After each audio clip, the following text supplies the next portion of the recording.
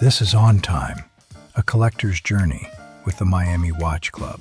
Today we're sitting with Eric Wind from Wind Vintage, and we get into a Rolex with Radium, rare stone dials, and why some of the biggest dealers choose not to open authorized dealer stores. If you want the full story, link in the description. Let's get into it.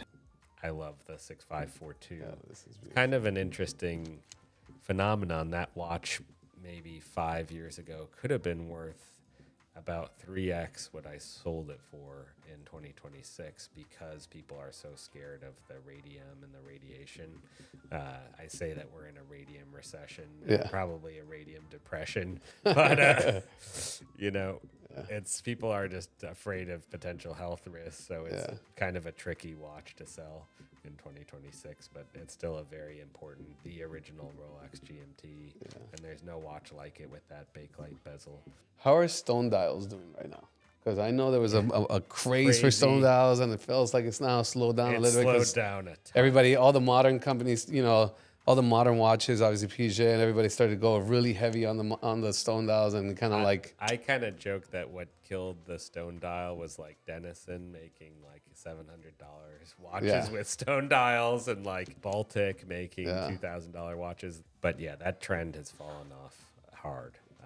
I'm glad I don't own any. That's why I would tell people, like, buy what you like, obviously, but buy what you know as well, and don't just chase trends. talking about trends. You're someone that is very knowledgeable, who's paying attention to it, who I'm sure is looking at data, and not only from yourself and your own sales, but other people. Do you feel like you can predict a trend now? Better than in the past, I would say, but like I constantly miss time. I would say, like, when I'm selling something, you just kind of buy it and then sell it for a profit. I'm not really a buy and hold guy, except my own personal watches. So I've always wondered, when I speak to dealers, and I've had a few on the show, why stay being a dealer and not move or, try to use the profit from being a dealer to building AD businesses, right?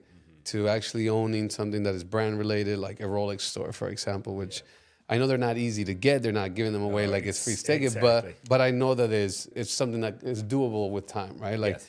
have you ever thought about that, or why not? Especially someone like you who has such a claim in the business, not say, hey, you know what, I'm gonna create a brick and mortar and put Rolex on It's it. interesting. I mean, so Rolex has all kind of mandate veto capability. You'd have to buy someone who's pre-existing.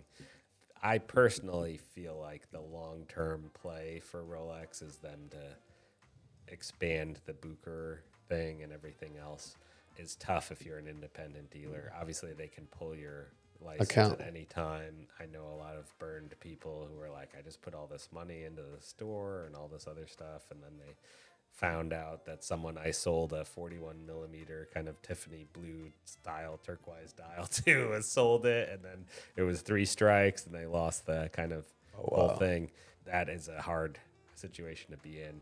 Really, the best businesses are defined by the amount of having no staff, no inventory, and high revenue. Yeah. So I've tried to do that as much as possible, turn things quickly and not have a lot of staff, and it's a pain in the butt to manage people, as you know. Trust. Yes, so I know. it's very hard to find good people. It's crazy. As I've gotten to meet a lot of dealers, there is what I found, two sides very similar to the music industry. There is the kind of really calm, good guys who like walk you through it. Then there's this other side of ego, right?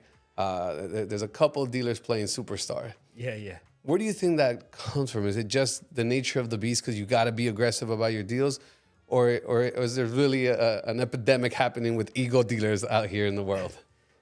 I looked out on the landscape of dealers when I was at Christie's, and I was thinking to myself, I think I have a place in this world, because honestly, a lot of dealers are not someone I would even trust to babysit my kids. They're completely untrustworthy, completely unfocused.